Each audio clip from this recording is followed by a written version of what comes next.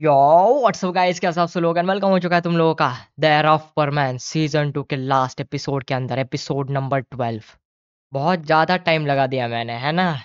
3 महीना भाई। लेकिन फाइनली ये एपिसोड बन गया है। मजाक मजाक में मैंने बहुत बड़ा एपिसोड बना दिया भाई। इस चैनल का सबसे बड़ा एपिसोड ही है भाई साहब। 50 मिनट, बाप रे, ज़्यादा ही हो गया भाई। आप सारे लोग इसी चीज़ का वेट कर रहे थे बहुत टाइम से। मेरे को बहुत सारे कमेंट आए भाई, भर भर के कमेंट आए भाई। एयर ऑफ परमानेंस कब आएगा, एयर ऑफ परमानेंस का लास्ट एपिसोड कब आएगा भाई, ये कब सीरीज खत्म होगी भाई साहब। भाई तुम सारे लोगों के लिए रिस्पेक्ट है भाई। इस सीरीज को तुम लोगों ने इतना ज़्यादा पसंद किया है भाई, मैं क्या बोलूँ अब। लेकिन फाइनली ये एपिसोड आज अपलोड हो चुका है। लेट्स गो भाई। 50 मिनट का एपिसोड बन गया भाई। एंजॉय करो तुम लोग भाई दबा के। तुम सारे लोग इतने लॉयल जेन्युइन सब्सक्राइबर्स हो भाई। मैंने इतना लेट करने पर भी भाई तुम लोगों ने सपोर्ट करना नहीं छोड़ा भाई। रिस्पेक्ट है भाई, रिस्पेक्ट है भाई। थैंक यू सो मच भाई, thank you so much guys. और ऐसे ही गाइस सपोर्ट करते रहना भाई, क्योंकि ये फैनमेड सीरीज खत्म होने के बाद चैनल के ऊपर बहुत ज़्यादा क्रेजी चीज़ें आने वाली है भाई। लिटरली बहुत ज़्यादा मज़ा आने वाला है। बहुत मतलब घिसना है भाई। अभी मैंने भाई पूरी लिस्ट बना के रखी है मोबाइल में मेरे, कि क्या क्या आगे इस चैनल के ऊपर वीडियोस आने वाली है। भले ही फैनमेड सीरीज यहाँ पर खत्म होती है, लेकिन पावरमैन का कंटेंट खत्म नहीं होने वाला है। पावरमैन का कंटेंट जरूर आएगा इस चैनल के ऊपर, और उसके साथ साथ भर भर के एनिमे का कंटेंट भी जरूर आने वाला है। जितने भी पावरमैन रिलेटेड अपडेट्स वगैरह है इस चैनल के ऊपर तुम लोगों को देखने को मिलने वाले हैं। तो यस, सब्सक्राइब करना मत भूलना भाई, सब्सक्राइब करके रखना। और तुम लोगों को कौन कौन से टॉपिक के ऊपर वीडियोस चाहिए भाई, कमेंट में जरूर बताना, ठीक है? बस फैनमेड सीरीज का नाम मत लेना, क्योंकि फैनमेड सीरीज यहाँ पर खत्म होती है। ओके। और मैंने पहले भी ये बोला है कि ये मेरी परमानेंट की फर्स्ट और लास्ट फैनमेड सीरीज है। इसके बाद भाई फैनमेड सीरीज नहीं आएगी, क्योंकि अभी ये टाइम भाई चैनल को ग्रो करने का है। तो हम लोगों को नई चीज़ें ट्राई करने की है। तो यस, कमेंट में जो भी तुम लोगों को टॉपिक चाहिए कमेंट में ज़रूर बताना। और यस, फैनमेड सीरीज का नाम मत लेना।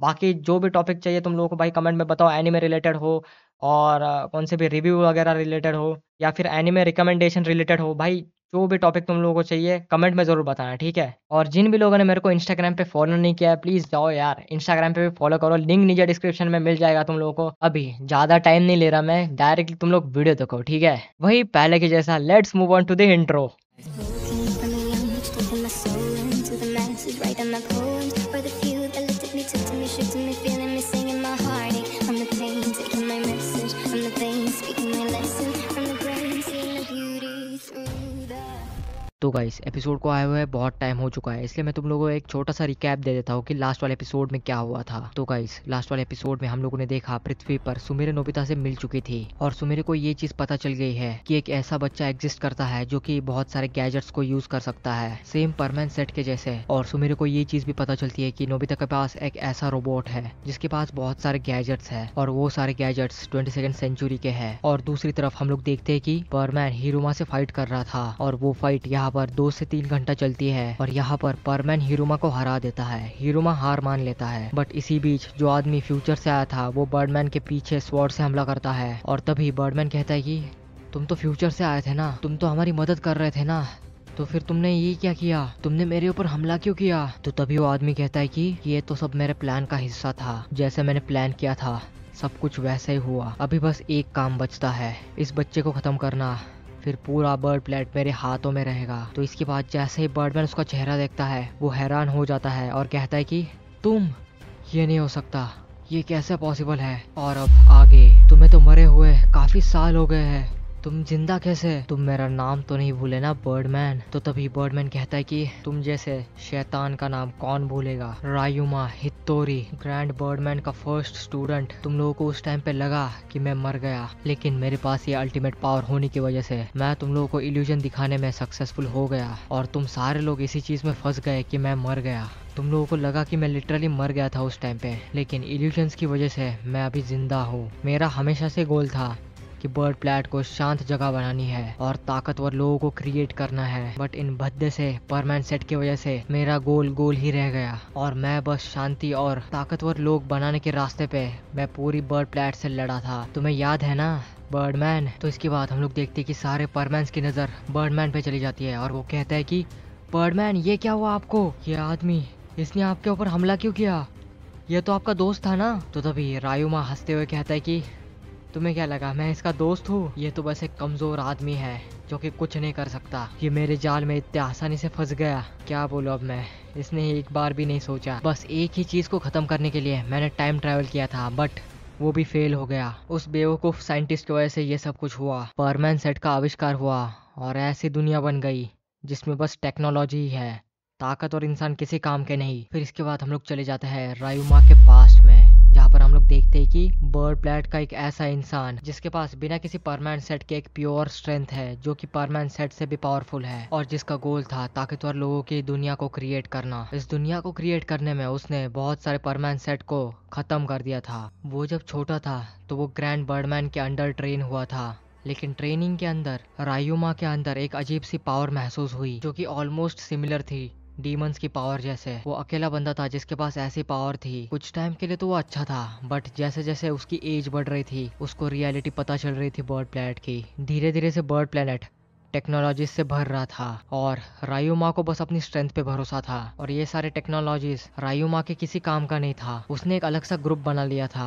बर्ड प्लैनेट को सुधारने का और इन सारे टेक्नोलॉजीज को खत्म करने का। उसने एक अलग सा ग्रुप बना लिया था इसके लिए, और एक वॉर शुरू कर दी थी बर्ड प्लैनेट के खिलाफ। वो वॉर बहुत टाइम तक चली, बट लास्ट में बस रायुमा ही जिंदा रहा। ग्रैंड बर्डमैन ने उसको खुद मार दिया लास्ट में, बट सबको लगा कि वो मर गया था। बट उसी बीच उसकी एक न्यू पावर अवेकन हो गई थी जो कि इल्यूजन्स क्रिएट कर सकती थी, और रायुमा ने वही किया। एक इल्यूजन क्रिएट किया जिससे सबको लगा कि वो मर गया है, बट असलियत में वो जिंदा था। फिर उसके बाद चुपके से उसने बर्ड प्लैट की एक टाइम मशीन को चुराया, और जिसके मदद से उसने बहुत जगह पे टाइम ट्रैवल किया, और फाइनली उसको एक ऐसा लोकेशन मिला जिससे उसको मदद मिल गई, और वो था बर्ड प्लैट का एंशिएंट टाइम, जहाँ से उसने एक पत्थर को उठाया जिससे डीमंस के डायमेंशन को खोला जा सकता है। और उसने वही किया, डीमंस के डायमेंशन को खोला और उन डीमन से एक सौदा किया बर्ड प्लैट को हासिल करने के लिए। और इसके बाद हम लोग आते हैं प्रेजेंट टाइमलाइन में, जहाँ पर हम लोग देखते हैं कि सारे परमैन्स बर्डमैन को देख के शॉक हो जाते हैं। वो सारे लोग देखते हैं बर्डमैन के बॉडी से खून आ रहा था। बर्डमैन के ऊपर रायुमा ने हमला कर दिया था। सारे परमैन्स जोर से चिल्लाते हैं और कहते हैं कि ये तुमने क्या किया? तुम तो हमारे साथ थे ना, तुम तो हमारी मदद कर रहे थे, तो फिर तुमने बर्डमैन के ऊपर हमला क्यों किया? और ये सब कुछ परमैन को सुनाई देता है, तो इसलिए वो पीछे मुड़ता है और देखता है कि बर्डमैन के ऊपर हमला हो चुका है, और वो हमला एक आदमी ने किया था जो कि परमैन के कोई भी पहचान का नहीं था। तो तभी परमैन जोर से चिल्लाते हुए कहता है कि बर्डमैन मैं आ रहा हूँ वहाँ पर, आपको कुछ नहीं होगा। और जैसे परमैन वहाँ पर पहुंच रहा था, रायुमा बर्डमैन को छोड़कर तेजी से परमैन की तरफ बढ़ता है और उसके साइड से निकल जाता है, और हिरुमा के पास पहुंचता है और कहता है कि तुमने बहुत सारी गलतियां की है और इसकी सजा तुम्हें मिलनी चाहिए। तो तभी हिरोमा कहता है कि नहीं ऐसा मत करो। तो तभी रायुमा कहता है कि मैंने तुम्हें कहा था हार मत मानो, बट तुमने हार मान ली परमैन के सामने। तुम्हारे हार मानने की वजह से मुझे अपना असली रूप दिखाना पड़ा, नहीं तो अगर तुमने किसी भी तरीके से परमैन को पकड़ लिया होता तो हम जीत जाते। लेकिन अब क्या फायदा,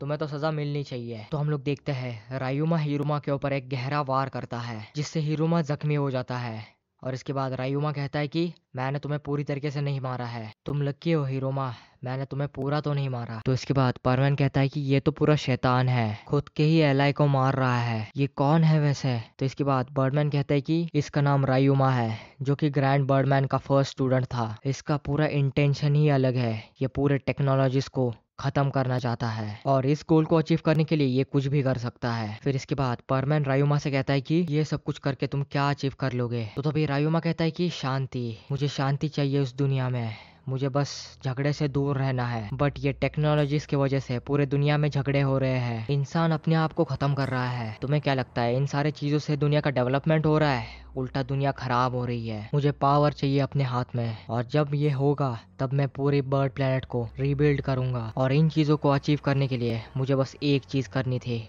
वॉर। मैंने इनसे शांति से बातें भी की थी, लेकिन इन्होंने बात नहीं मानी। मैं इस दुनिया को खत्म करके वापस से रीबिल्ड करूंगा। तो इसके बाद परमैन कहता है कि तुम जो भी कर रहे हो वो सब गलत है, भले ही तुम्हारी सोच अच्छी होगी। तो इसके बाद रायुमा कहता है कि बच्चे तुम्हें बीच में बोलने की जरूरत नहीं है, मैं जो कर रहा हूँ वो सब कुछ सही कर रहा हूँ। तो इसके बाद हम लोग देखते हैं कि यहाँ पर फाइट शुरू हो जाती है रायुमा और परमैन के बीच में। परमैन बीच बीच में रायुमा को समझा रहा था, बट वो किसी फायदे का नहीं। तो इसके बाद हम लोग देखते हैं कि यहाँ पर सीन कट होकर पृथ्वी पर चले जाता है, जहाँ पर हम लोग देखते हैं कि सुमेरे अपने रूम में बैठी हुई है और वो सोच रही थी कि परमैन के पास मैं कैसे पहुंच सकती हूँ। सुमेरे के दिमाग में बस एक ही थॉट आ रहा था कि वो बच्चा जो कि बहुत सारे गैजेट्स को यूज कर सकता है। फिर उसके बाद सुमेरे कहते हैं कि हाँ मुझे बस ये चीज करनी पड़ेगी, कुछ भी करके मुझे नोबिता से बात करनी पड़ेगी। ये एक आखिरी उम्मीद है मेरे लिए। कुछ भी करके मुझे मित्सुओ के पास पहुंचना है। बर्ड प्लेट पे मुझे जाना ही पड़ेगा।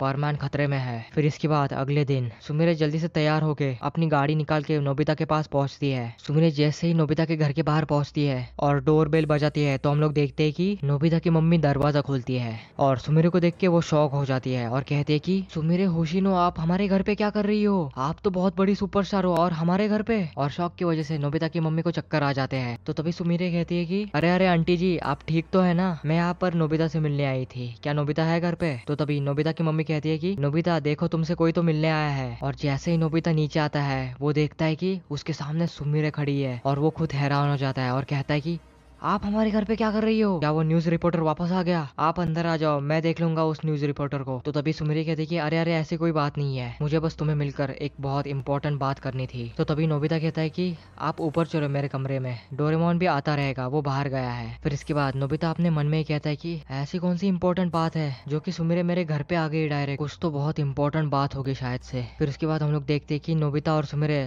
रूम में बैठे हुए रहते हैं। तभी सुमिरे कहते हैं कि नोबिता, मुझे तुमसे एक हेल्प चाहिए, क्या तुम मेरी मदद करोगे? तो तभी नोबिता कहता है कि हाँ हाँ क्यों नहीं, आपका चेहरा देख के ऐसा लग रहा है कि आप बहुत ज्यादा सीरियस हो इस बात पे, बहुत ज्यादा टेंशन में हो। तो तभी सुमिरी कहती है कि हाँ नोबिता, तुम्हें याद होगा मैंने तुम्हें अपने एक खास दोस्त के बारे में बताया था जो कि पृथ्वी छोड़ के चला गया था, वो खतरे में है, मुझे उसकी मदद करनी है कुछ भी करके। नोबिता, तुमने मुझे कुछ गैजेट्स के बारे में बताया था, क्या तुम्हारे पास कोई एक ऐसा गैजेट है जो कि दूसरे प्लेनेट पे मुझे लेके जाएगा? एक ऐसा गैजेट जो कि हमें दूसरे प्लेनेट पे लेके जाएगा? तो तभी नोबिता कहते हैं कि हाँ शायद से होगा ऐसा गैजेट, बट ये शायद से डोरेमोन को ही पता होगा क्योंकि उसके पास ही सारे गैजेट्स है। वो आता होगा, तब तक मैं आपके लिए जूस लाता हूँ। फिर इसके बाद सुमिरे मन में कहते हैं कि प्लीज काश ऐसा गैजेट एग्जिस्ट करता हो जो कि मुझे दूसरे प्लेनेट पे लेके जाएगा। मैंने साथ में अपना परमैन सेट भी लाया है, ये भी कुछ ना कुछ तो काम में आ जाएगा। काफी साल बीत गए हैं, बर्डमैन से कोई भी कांटेक्ट नहीं हुआ है और तो पायन का भी कोई आता पता नहीं। फिर इसके बाद हम लोग देखते कि डोरेमोन वापस आ जाता है ये कहते हुए कि नोबिता, तुमने मीचान को गलत क्यों बताया मेरे बारे में कि मैं दूसरे बिल्ली के साथ था? मैं तो बस उसकी मदद कर रहा था। ओ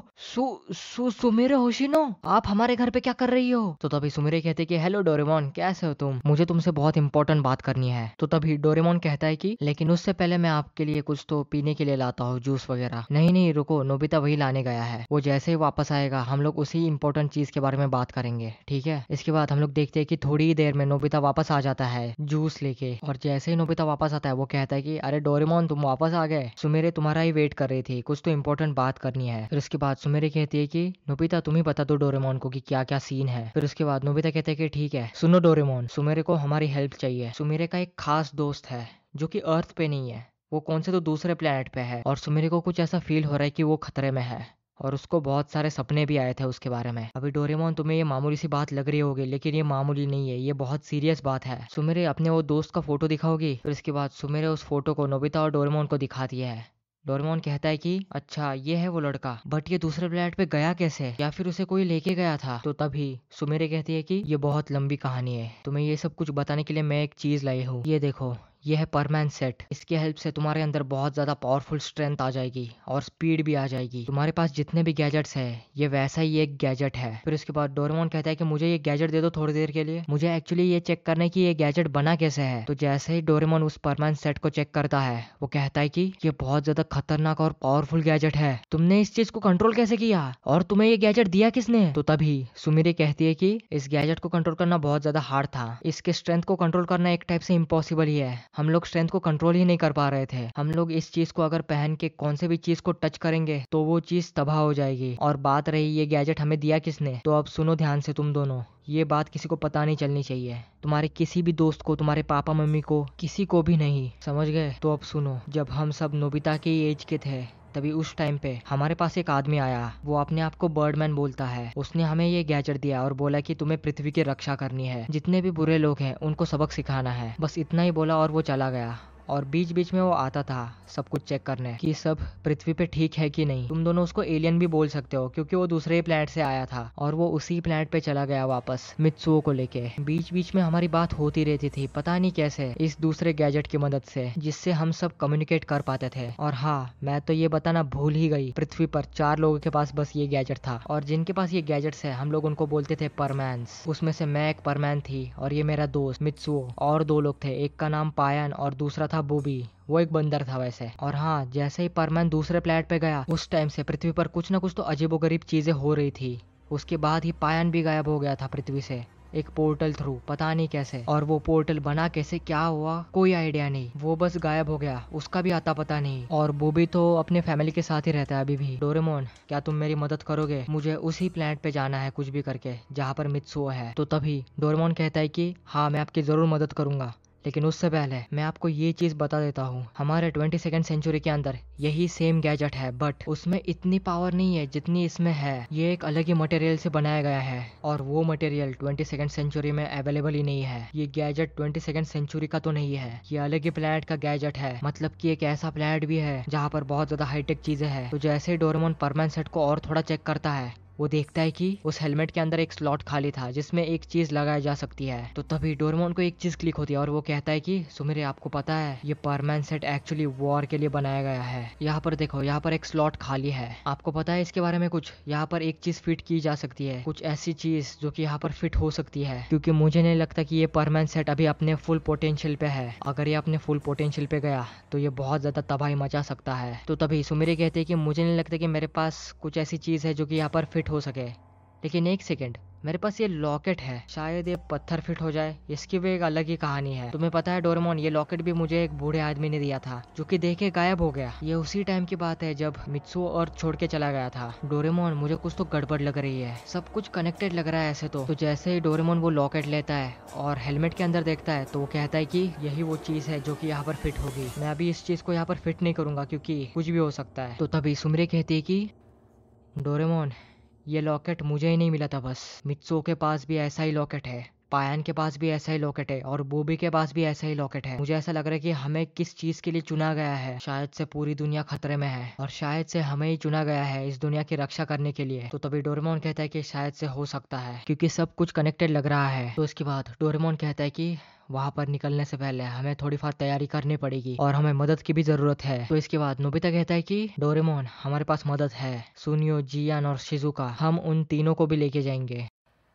तो तभी डोरेमोन कहता है कि नहीं नहीं, हम उन तीनों को नहीं लेके जा सकते, वहां पर बहुत खतरा होगा और हमें पता भी नहीं उस प्लेनेट पे है क्या। तो तभी नोबिता कहता है कि डोरेमोन, तुम भूल गए क्या, हम लोग ऐसे ही लड़े हैं साथ में, भले ही सामने वाले सारे रोबोट्स थे, हमारे साथ रीरुरू भी तो थी, याद नहीं क्या डोरेमोन? तो तभी डोरेमोन कहते हैं कि हाँ हाँ, नहीं भूला मैं, याद है मुझे सब कुछ। और सुमिरे की बात है तो वो तीनों तो आ ही जाएंगे। फिर इसके बाद सुमिरे कहती है कि मैं बूबी को भी बुलाऊंगी क्योंकि वो भी तो एक परमैन है, तो उसकी तो जरूरत पड़ने वाली है। फिर इसके बाद हम लोग देखते हैं कि नोबिता चला जाता है पूरी सिचुएशन बताने को सुनियो, जियान और शिजुका को, और सुमिरे चली जाती है बूबी को सब कुछ बताने के लिए। और बूबी भी जल्दी से मान जाता है क्योंकि उसको भी मित्सुओ को वापस लाना है पृथ्वी पे। फिर इसके बाद हम लोग देखते हैं कि सारे लोग तैयार हो जाते हैं, Sumire, booby, Doraemon, Nobita, Shizuka, सुनियो और जियान सारे के सारे तैयार हो जाते हैं बर्ड प्लेनेट पे जाने के लिए। फिर इसके बाद हम लोग देखते हैं कि डोरेमोन एक गैजेट निकालता है अपनी पॉकेट से और वो कहता है कि ये है स्पेस कैप्सूल। फिर इसके बाद नोबिता कहता है कि डोरेमोन, ये गैजेट हमने पहले भी यूज किया था ना?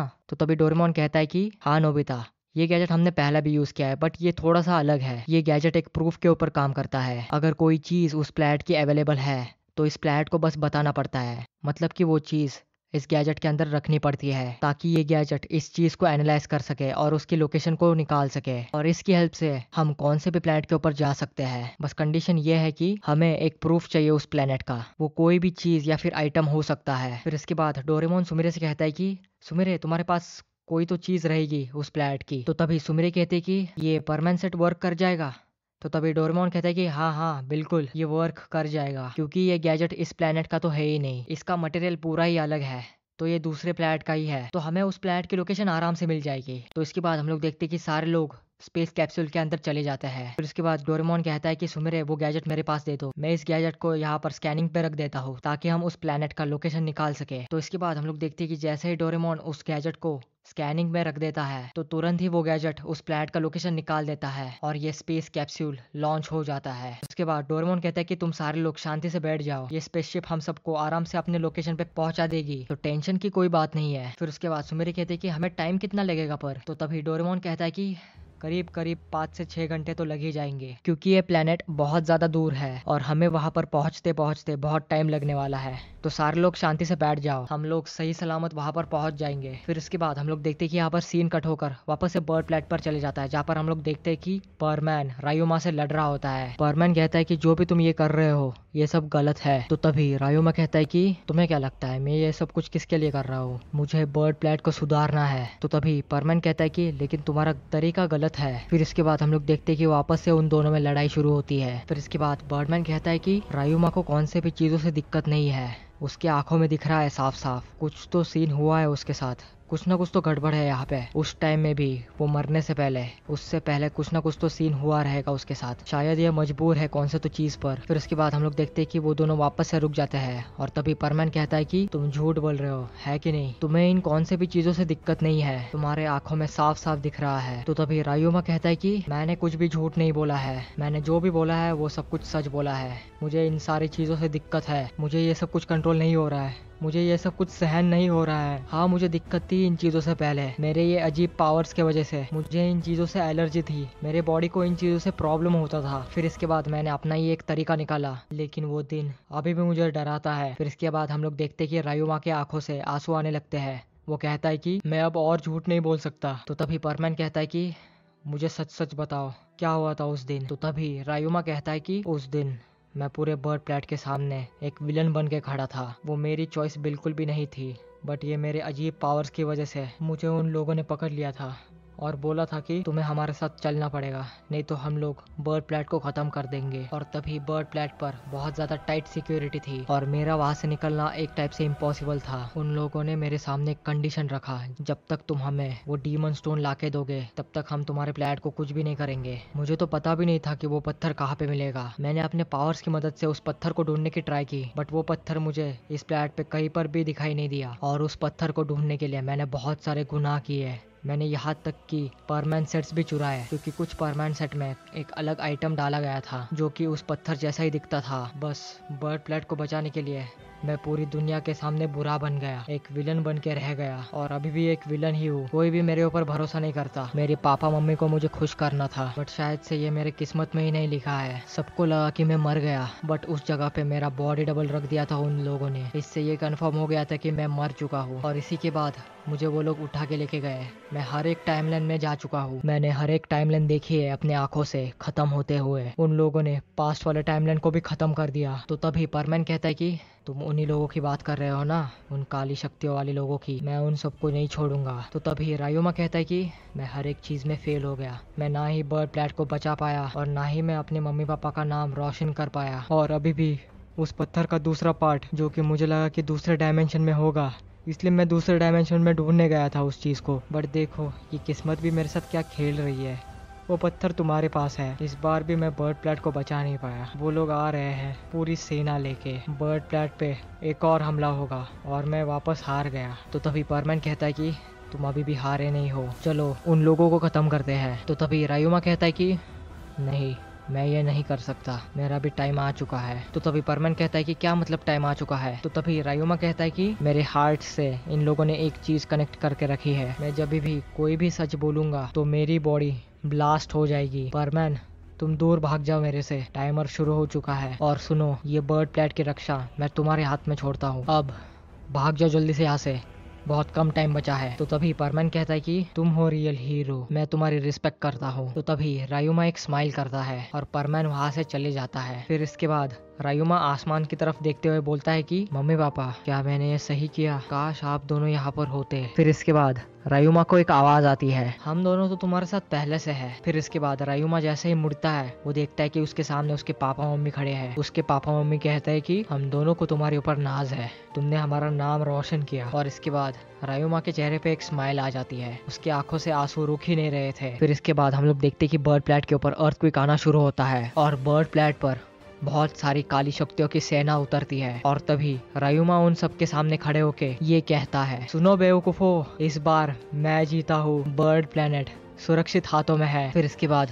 रायुमा मुड़ता है और परमैन से कहता है कि परमैन मुझे यकीन है तुम बर्ड प्लेनेट को बचा लोगे और अभी मेरे जाने का टाइम आ चुका है, काश हम दोनों दोस्त होते। और तभी रयुमा की बॉडी ब्लास्ट हो जाती है। फिर इसके बाद परमैन कहता है कि तुम्हारी कुर्बानी वेस्ट नहीं होगी। फिर इसके बाद हम लोग देखते हैं कि परमैन के सामने पूरी काली शक्तियों की सेना खड़ी थी। उन सारे डीमंस का लीडर कहता है कि क्या बेवकूफ इंसान था, अच्छा हुआ कि वो मर गया। और अभी तुम सारे लोग सुनो, वो आगे जो आदमी दिख रहा है वही एक लास्ट पीस है जिसके पास वो डीमन स्टोन है, बस हमें उसी को ही खत्म करना है। फिर इसके बाद हम लोग उस डीमन स्टोन की मदद से हमारी दुनिया को इस दुनिया से कनेक्ट कर देंगे। फिर इसके बाद दूसरी साइड बर्डमैन कहता है कि बहुत गहरा वार किया है इसने तो, लेकिन कोई बात नहीं, इसने बर्ड प्लैट को बचाने में अपनी कुर्बानी दे दी। मुझे नहीं पता था कि ये ऐसा निकलेगा।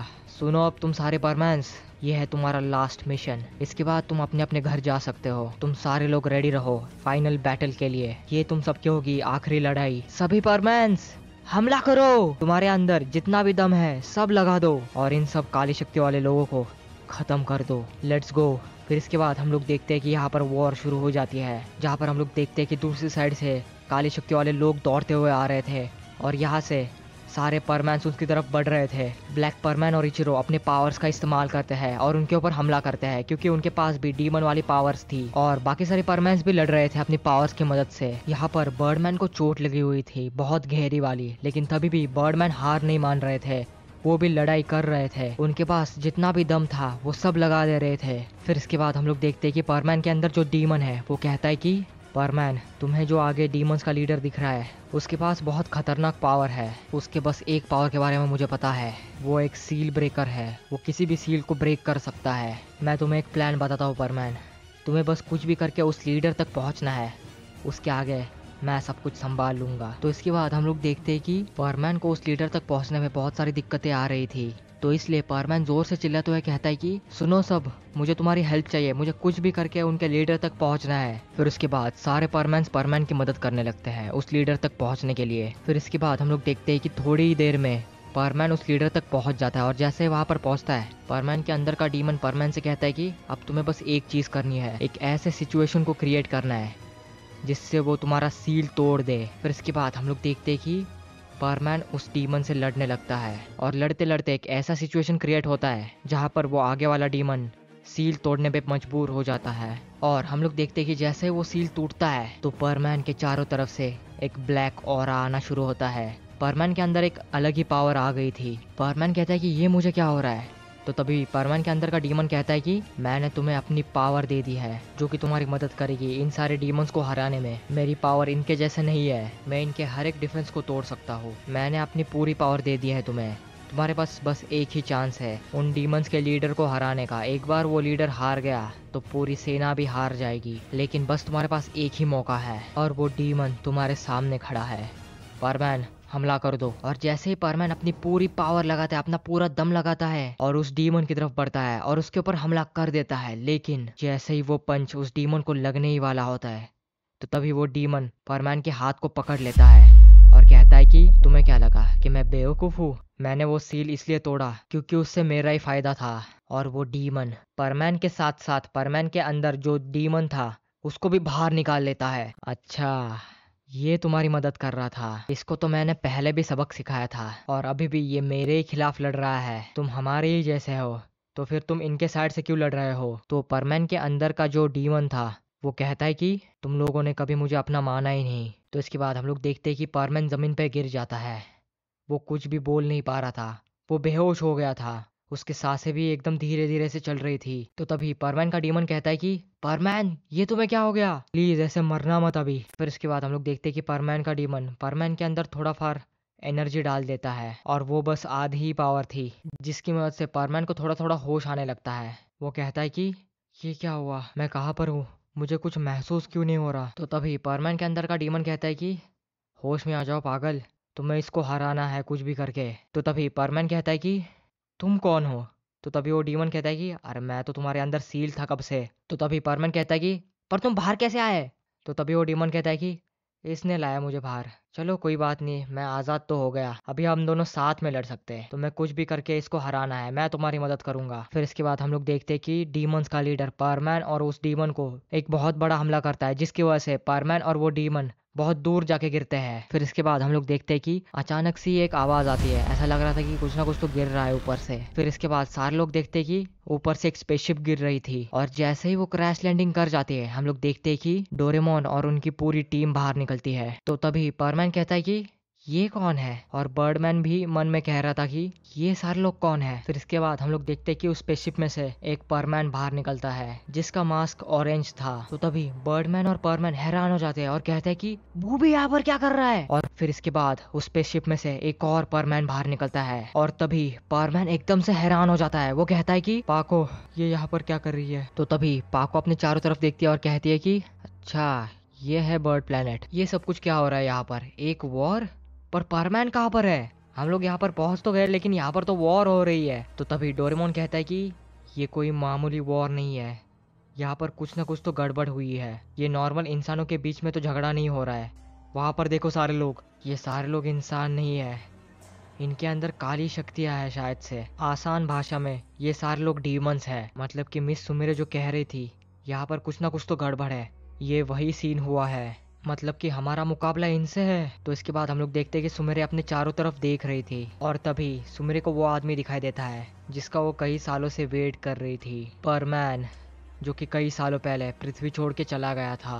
सुमेरे कुछ भी नहीं बोलती और उसकी तरफ बढ़ने लगती है और जैसे ही वहां पर वो पहुंचती है वो परमैन को एक जोर से घुसा देती है और कहती है कि कितना इंतजार करा है मुझे। तो तभी परमैन कहता है कि इतना जोर से मारने की जरूरत नहीं थी, वैसे तुम अभी भी वैसे ही हो, बस इस पंच में जरा ज्यादा ही पावर आ गई है ना पाको। इस मास्क को पहन के तो तुम पाको ही हो, बट इसके अंदर का चेहरा कुछ अलग ही है। तो तभी पाको कहती है कि अभी बातें करने का टाइम नहीं है, मुझे पता था तुम खतरे में हो इसलिए मुझे यहाँ पर आना पड़ा। ये सब कुछ ठीक होने के बाद तुम मेरे साथ पृथ्वी पे चलोगे, वापस अपने घर, समझ गए। तो तभी परमैन हंसता है और कहता है कि हाँ क्यों नहीं। फिर इसके बाद परमैन का डीमन कहता है कि ये कौन है, तुम्हारी दोस्त। तो तभी परमैन कहता है कि हाँ ये मेरी दोस्त है, इससे पंगा मत लेना नहीं तो ये तुम्हें भी नहीं छोड़ेगी, समझ गए। तो तभी वो डीमन कहता है कि मैं डरता हूँ क्या किसी से, छोड़ो ये सब बातें, फोकस करो, अभी हमें उसको हराना है कुछ भी करके। फिर इसके बाद हम लोग देखते हैं कि पीछे से एक आवाज आता है। मैं इसी चीज का वेट कर रहा था, सारे पत्थर एक बार एक साथ आ गए तो वो डीमन खत्म हो जाएगा। और वो आवाज और किसी की नहीं,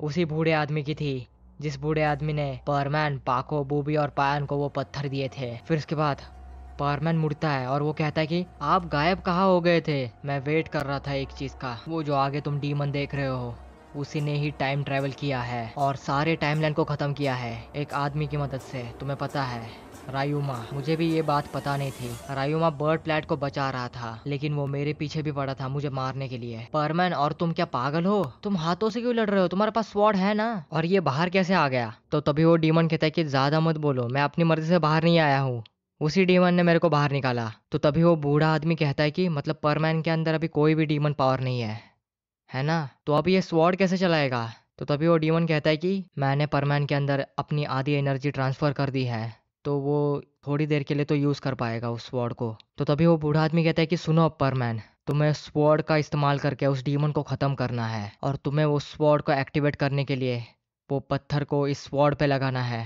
तुम्हारे पास वो पत्थर है ना, उस लॉकेट में अटैच हुआ है। जब तुम अपने स्वॉर्ड पे वो डीमन स्टोन लगाओगे तभी सारे लोगों के लॉकेट्स चमकने लगेंगे और सारे लोगों के लॉकेट से एक एनर्जी बाहर निकलेगी और तुम्हारे स्वॉर्ड में आ जाएगी। फिर जाके तुम्हें बस उस स्वॉर्ड से उस डीमन के ऊपर हमला करना है, बराबर उसके हार्ट को ही टारगेट करना है क्योंकि उसके हार्ट के अंदर ही वो एंशिएंट वेपन अटैच्ड है। बस एक और मौका है तुम्हारे पास, अगर तुम इस मौके को भी हाथ से निकाल दिया तो पूरी दुनिया खत्म हो जाएगी, सब कुछ तुम्हारे हाथ में ही है परमैन। इसके बाद डोरेमोन कहता है कि हम सब तुम्हारी मदद करेंगे वहां तक पहुंचने में। फिर इसके बाद सुमेरे कहते हैं कि परमैन तुम इनके ऊपर भरोसा कर सकते हो, तुम्हें पता है डोरेमोन के पास बहुत सारे गैजेट्स है जो कि लिटरली कुछ भी कर सकते हैं, तो हमारे पास एडवांटेज है। परमैन लेट्स गो, वापस से हम सारे परमैन साथ में लड़ेंगे। फिर इसके बाद परमैन कहता है कि डोरेमोन चलो चलते हैं, लेकिन उससे पहले मुझे बस इस पत्थर को इस स्वॉर्ड पे लगाना है। फिर इसके बाद हम लोग देखते हैं कि परमैन अपना लॉकेट निकालता है और उसमें से वो डीमन स्टोन निकालता है और अपने स्वॉर्ड पे लगा देता है, जिसकी वजह से परमैन के स्वॉर्ड में से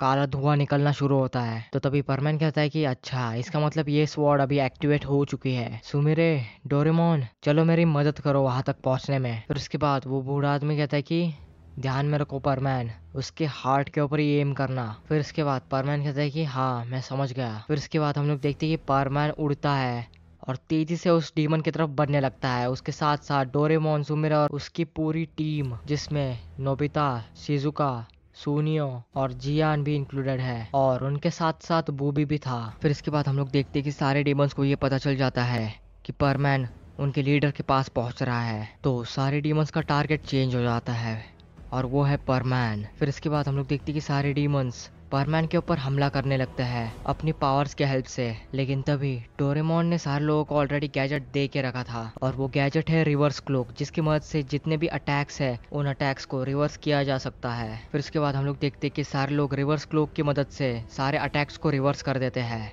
जिसकी वजह से डीमंस की सेना को एक बहुत बड़ा डैमेज पड़ता है। फिर इसके बाद हम लोग देखते हैं कि परमैन उस लीडर के पास पहुंच चुका है, और डोरेमोन और उसकी टीम दूसरे डीमन से लड़ने में बिजी हो जाते हैं, और सुमिरे और बूबी भी दूसरे डीमन से लड़ने में बिजी हो जाते हैं। फिर इसके बाद हम लोग देखते हैं कि परमैन अपनी स्वॉर्ड निकालता है और उस डीमन के ऊपर हमला कर देता है। लेकिन वो हमला उसके हार्ट के ऊपर नहीं होता, उसके बस बॉडी के ऊपर हो जाता है। लेकिन उस अटैक से उस डीमन को कुछ नहीं होता। वो कहता है कि ये क्या बेवकूफ़ी वाले हरकतें कर रहे हो तुम, इससे मुझे कुछ नहीं होने वाला। उस डीमन को तो कुछ नहीं होता, पर परमैन की स्वॉर्ड और चमकने लगती है, और उसके साथ साथ जितने भी परमैन के पास वो पत्थर थे वो सारे के सारे पत्थर चमकने लगते हैं, जैसे कि उस बूढ़े आदमी ने बोला था। और ये था वो ट्रिगर उस स्वॉर्ड को एक्टिवेट करने का। उस डीमन को लगा कि ये अटैक किसी काम का नहीं था, बट उसको क्या पता कि ये एक ट्रिगर था बस। फिर इसके बाद हम लोग देखते कि यहाँ पर परमैन और उस डीमन के बीच में फाइट शुरू होती है। फिर इसके बाद हम लोग देखते कि ये फाइट 1 से 2 घंटा चलती है, और यहाँ पर परमैन और वो डीमन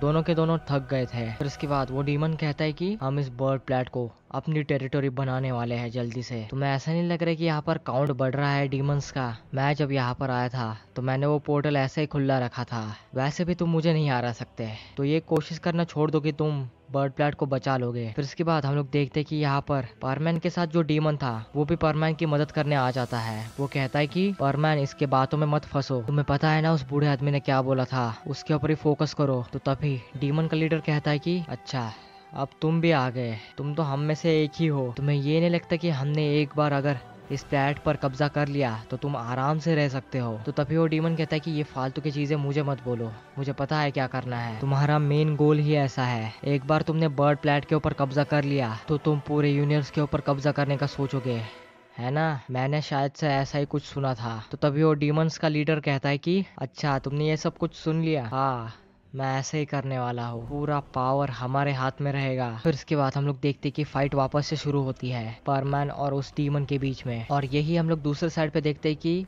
सुमिरे एक डीमन से फाइट कर रही थी। वो डीमन सुमिरे के ऊपर हमला करने ही वाला होता है, लेकिन तभी वहाँ पर एक आदमी आ जाता है और उस हमले को रोक देता है और उस डीमन को हरा देता है। तो तभी सुमिरे कहते हैं कि तुम कौन हो? तो तभी वो आदमी कहता है कि अबे यार, सारे लोग मुझे पहचान क्यों नहीं रहे, मेरा चेहरा क्या इतना चेंज हो गया क्या? तो तभी वो आदमी कहता है कि सुमिरे, मेरे चेहरे को ध्यान से देखो, कुछ जाना पहचाना नहीं लग रहा क्या? तो तभी सुमिरे कहते हैं कि पायन, तुम यहाँ पर क्या कर रहे हो, और तुम इतने बदल कैसे गए? तुम तो उस पोर्टल से गायब ही हो गए थे, कितने साल हो गए? तो तभी पायन कहता है कि वो तो है, बहुत साल हो गए, मैं पोर्टल से कुछ अलग ही डायमेंशन में चला गया था। तुम्हें याद है वो डीमन हमारे प्लेट पे आया था हमला करने? वैसे वो अच्छा डीमन है, वैसे वो डीमन तो नहीं है, कुछ अलग ही स्पीशीज है। उनकी पूरी सेना लेके आ गया मैं यहाँ पर। उस डायमेंशन में लकीली एक पोर्टल खुल गया था, जिसकी मदद से मैं डायरेक्टली बर्ड प्लेट पर ही आ गया। लेट्स गो, परमैन की मदद करते हैं। फिर इसके बाद हम लोग देखते हैं कि दूसरी ओर परमैन और उस डीमन के बीच में फाइट चल रही थी, और परमैन के साइड का डीमन परमैन की मदद कर रहा था, लेकिन उन डीमंस का लीडर बहुत ज्यादा ही स्ट्रॉन्ग था। फिर इसके बाद हम लोग देखते हैं कि वो डीमन अपनी पावर्स का यूज करके परमैन के डीमन को एक जोर से पंच देता है, जिसकी वजह से परमैन का डीमन बहुत दूर जाके गिरता है। और इसके बाद हम लोग देखते हैं कि अचानक से ही परमैन की छाती में दर्द करने लगता है। वो कहता है कि ये सब कुछ क्या हो रहा है? तो तभी वो डीमंस का लीडर कहता है कि शायद से तुम्हारी बॉडी उस डीमन से कनेक्टेड है किसी तरह से। तो तभी परमैन के पसीने छूटने लगते हैं, और उसी का फायदा उठा के वो डीमंस का लीडर परमैन के ऊपर एक गहरा वार कर देता है, जिसकी वजह से परमैन बहुत ज्यादा डैमेज हो जाता है।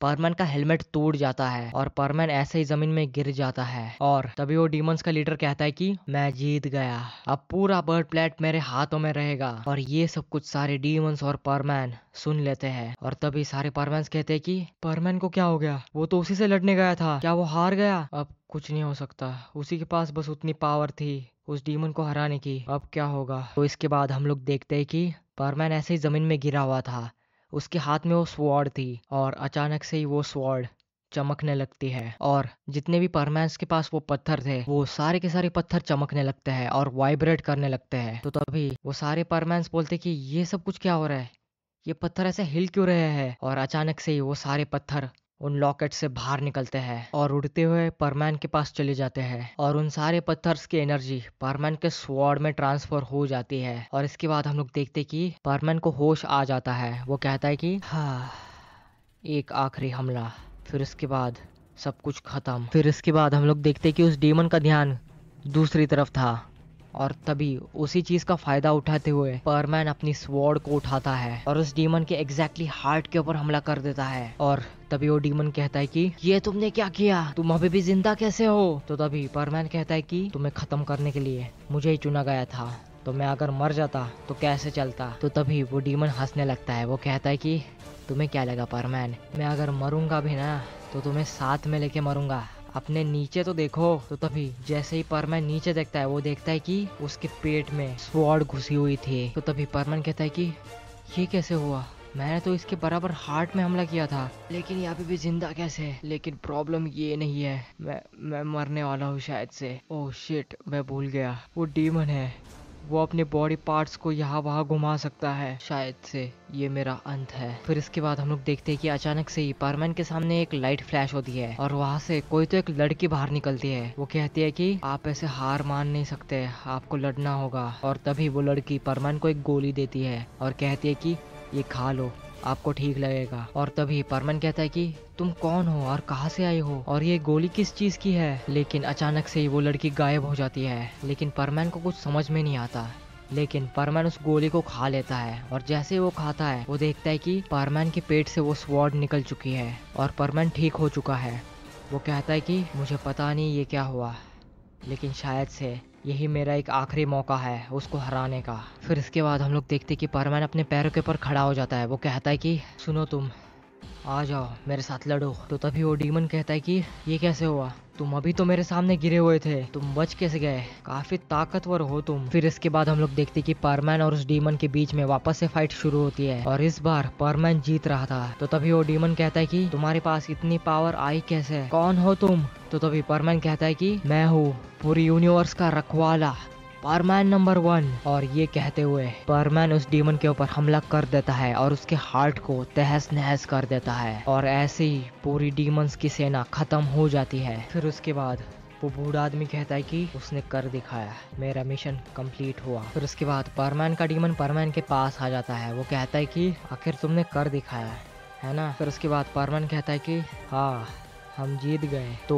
तभी वो डीमन कहता है कि शायद से मेरा भी टाइम आ चुका है जाने का, क्योंकि मैं भी तो उनके जैसा ही था। फिर उसके बाद परमैन उसके पास चले जाता है और जैसे ही परमैन उसके सर के ऊपर हाथ रखता है तो हम लोग देखते हैं कि उसकी सारी काली शक्तियाँ उस पत्थर के अंदर कैद हो जाती है और वो डीमन इंसान में बदल जाता है। वो कहता है कि ये कैसे हुआ, मैं आज़ाद हो गया, मतलब कि मैं इतने सालों से एक इंसान ही था। फिर इसके बाद परमैन कहता है कि मुझे पहले ही पता चल गया था कि तुम इंसान ही हो, तुम्हारे ऊपर एक्सपेरिमेंट्स किए गए थे, इसलिए तुम डीमन में कन्वर्ट हो गए थे, तुम आज़ाद हो गए हो। और तभी परमैन हंसता है और जमीन के ऊपर गिर जाता है जोर से। तो तभी वो परमैन का डीमन कहता है कि परमैन ये क्या हुआ तुम्हें। जैसे ही वो आदमी परमैन के पास चले जाता है वो परमैन को चेक करता है और वो देखता है कि परमैन की पूरी बॉडी ठंडी पड़ चुकी है।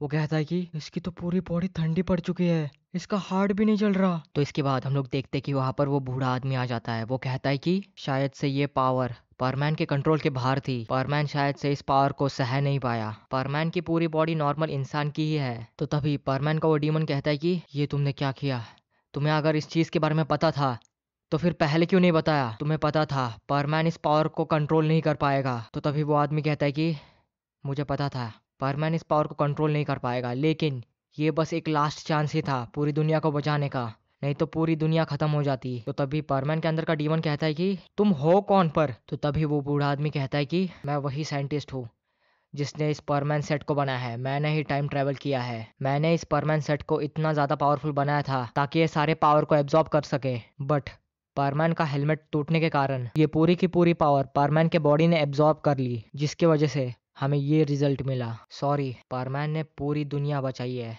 और वो चला गया। इसके बाद हम लोग देखते कि वहां पर पूरी भीड़ जमा हो जाती है। सारे लोग कहते हैं कि ये क्या हुआ, परमैन उठ क्यों नहीं रहा। फिर उसके बाद वो बूढ़ा आदमी कहता है कि सुनो सभी लोग, तुम सभी लोगों को बुरा लगेगा पर सच ये है कि परमैन जा चुका है। फिर इसके बाद सुमिरे कहती है कि यहाँ पर भीड़ क्यों जमा हुई है। और जैसे ही सुमिरे वहां पर पहुंचती है वो देखती है कि परमैन नीचे जमीन पर गिरा हुआ है। वो कहती है कि नहीं, ये नहीं हो सकता। वो दौड़ती हुई परमैन के पास चली जाती है और कहती है कि परमैन, तुमने मुझसे वादा किया था कि तुम वापस आओगे पृथ्वी पे, तो फिर तुम ऐसे नहीं जा सकते। प्लीज परमैन वापस आ जाओ। और तभी सुमिरे बहुत जोर से चिल्लाते हुए रोती है और सदमे में चली जाती है। तो तभी डोरेमोन कहता है कि नोबिता, शिजुका, सुनियो, जियान, तुम 4 लोग मिस सुमिरे को यहाँ से पृथ्वी पे लेके जाओ जल्दी से, क्योंकि वो ठीक नहीं है। सुमिरे को गहरा सदमा लगा है।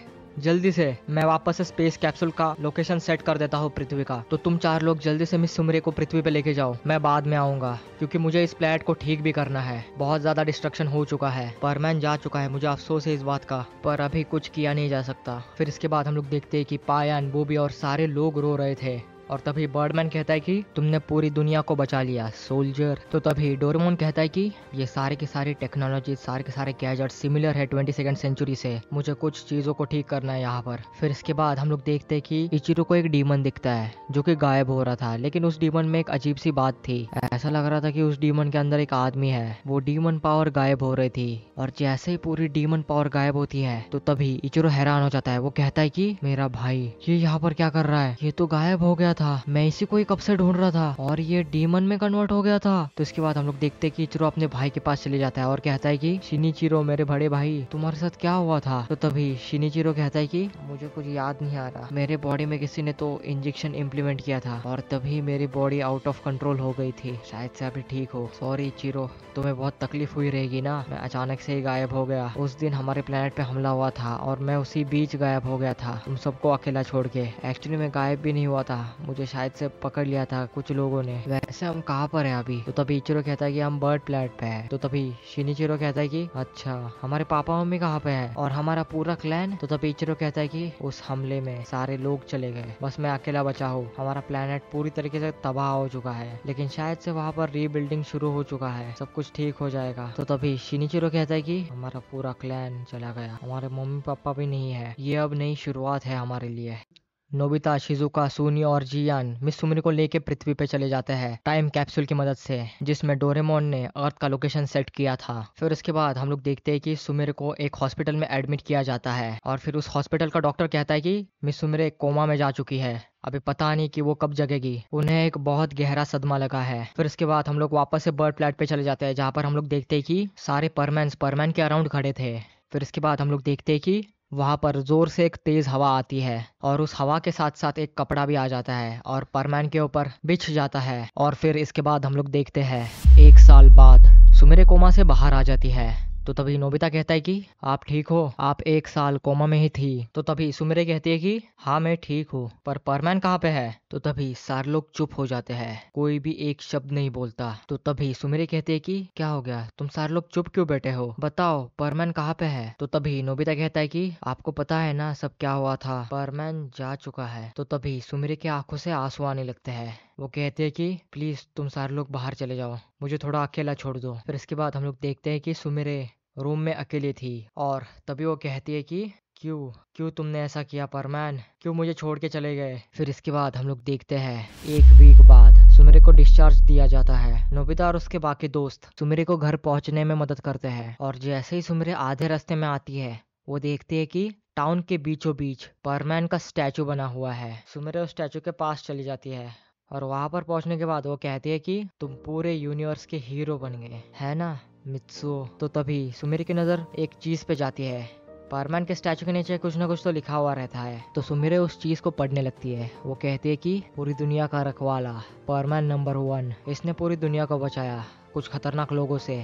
अच्छी बात है, एटलीस्ट सबको ये चीज तो पता चल गई। तो सुमिरे जैसे ही परमैन के स्टैचू की तरफ देखती है उसकी आंखों से आंसू आने लगते हैं। वो कहती है कि इस चेहरे को तो मैं कभी भी भूल नहीं पाऊंगी। फिर इसके बाद हम लोग देखते हैं कि उस स्टैचू के पास एक आदमी आता है और कहता है कि भूल जाओ इस आदमी को, इसने किया क्या है, बस कुछ खतरनाक लोगों से ही बचाया है ना, इससे अच्छा तो मेरा ही स्टैचू बांध देते। तो तभी सुमिरे को बहुत ज्यादा गुस्सा आता है और सुमिरे उस आदमी को पंच मारने ही वाली होती है। तो तभी वो आदमी कहता है कि मैंने सही कहा ना पाको। तो तभी सुमिरे कहती है कि मित्सु तुम जिंदा हो, पर कैसे? तो तभी मित्सु कहता है कि परमैन जा चुका है पर मित्सु जिंदा है। मुझे नहीं पता कि मैं जिंदा कैसे, बट मेरे आंखों के सामने कुछ ना कुछ तो आया था। मैं जब होश खो रहा था मेरे चारों ओर कुछ ऐसे घड़ी टाइप दिख रहा था। फिर इसके बाद डोरेमोन कहता है कि मैं बताता हूँ सब कुछ क्या हुआ था वहाँ पर। परमैन तुम लिटरली खत्म हो चुके थे, बट वहाँ पर एक तेजी से हवा चली और तुम्हारे ऊपर एक कपड़ा बिछ गया और वो कपड़ा एक्चुअली में मेरा गैजेट था जो कि एयर पिस्टल निकालते वक्त मेरे से गिर गया था। और वो कपड़ा एक्चुअली में टाइम क्लोथ था जिससे टाइम रिवर्स हो गया और तुम बच गए। ये तुम्हारी किस्मत है। ये लिटरली एक क्राइम है 22nd सेंचुरी के अंदर, बट ये सब कुछ गलती से हुआ है जिससे फ्यूचर भी चेंज हो सकता है। शायद से तुम्हारा फ्यूचर बहुत ज्यादा अच्छा होने वाला है। चलो हम सब निकल रहे हैं। परमैन तुम्हें छोड़ देगा, ओ सॉरी मित्सु तुम्हें छोड़ देगा घर पे। फिर इसके बाद हम लोग देखते कि सुमिरे और मित्सु वापस से एक साथ आ चुके थे और तभी सुमिरे मित्सु को एक जोर से मारती है और कहते हैं कि मैं कितनी डर गई थी, तुम्हें पता है? मुझे लगा कि लिटरली तुम जा चुके हो। फिर इसके बाद हम लोग देखते हैं कि मित्सु और सुमिरे बात कर रहे थे और उसी बीच वहाँ पर एक लड़की आ जाती है। वो कहती है कि तुम दोनों ऐसे ही खुश रहना, एक दूसरे का साथ कभी मत छोड़ना। और वो लड़की चली जाती है। तो तभी परमैन कहता है कि इस छोटी बच्ची को मैंने कहाँ पर तो देखा है, लेकिन ये थी कौन? तो तभी सुमिरे भी कहती है मुझे भी नहीं पता ये कौन थी। तो तभी मित्सु कहता है कि छोड़ो इन बातों को, चलो कुछ खाते हैं, मुझे तो बहुत तेजी से भूख लग रही है। तो तभी सुमिरे कहती है कि हाँ चलो, मुझे भी भूख लग रही है, काफी दिनों से हॉस्पिटल में ही थे ना, क्या ये हमारे डेट है? तो तभी मित्सु कहता है कि हाँ हाँ डेट ही है, चलो। फिर इसके बाद हम लोग देखते हैं कि यहाँ पर सीन कट होकर उस लड़की के पास चले जाता है जो कि अभी मित्सु और सुमिरे से मिली थी। तो तभी वो लड़की कहती है कि दोनों साथ रहना, पापा मम्मी। फिर इसके बाद हम लोग देखते हैं वो लड़की घर पहुंच चुकी है और तभी सुमिरे कहती है कि तुम गई कहाँ पर थी पागल लड़की, तुम्हें पता है ना ये कितनी खतरनाक चीज है? तो तभी मित्सु कहता है कि अरे इतना क्यों चिल्ला रही हो, बच्ची तो है, समझा देंगे। फिर इसके बाद सुमिरे कहती है कि तुम तो चुप ही बैठो, कुछ बोलो ही मत, तुम और तुम्हारी बेटी दोनों के दोनों एक ही जैसे हो। तो तभी मित्सु कहता है कि सुनो, तुम्हारी मम्मी बहुत ज्यादा गुस्सा हो गई है, माफी मांगो जल्दी से, नहीं तो तुम्हें और मुझे दोनों को बाहर निकाल देगी घर से। तो तभी वो लड़की माफी मांग लेती है लेकिन वो हंसने लगती है। तो तभी सुमिरे कहती है कि देखो देखो कैसे हंस रही है, वैसे तुम गई कहाँ पर थी इस टाइम मशीन को लेके? तो तभी वो लड़की कहती है कि डायनासोर देखने। तो तभी सुमिरे कहती है कि इतनी खतरनाक जगह पे गई क्यों तुम? अगर किसी डायनासोर ने खा लिया रहता तो हम क्या करते? तो तभी मित्सु और वो लड़की दोनों के दोनों हंसने लगते हैं।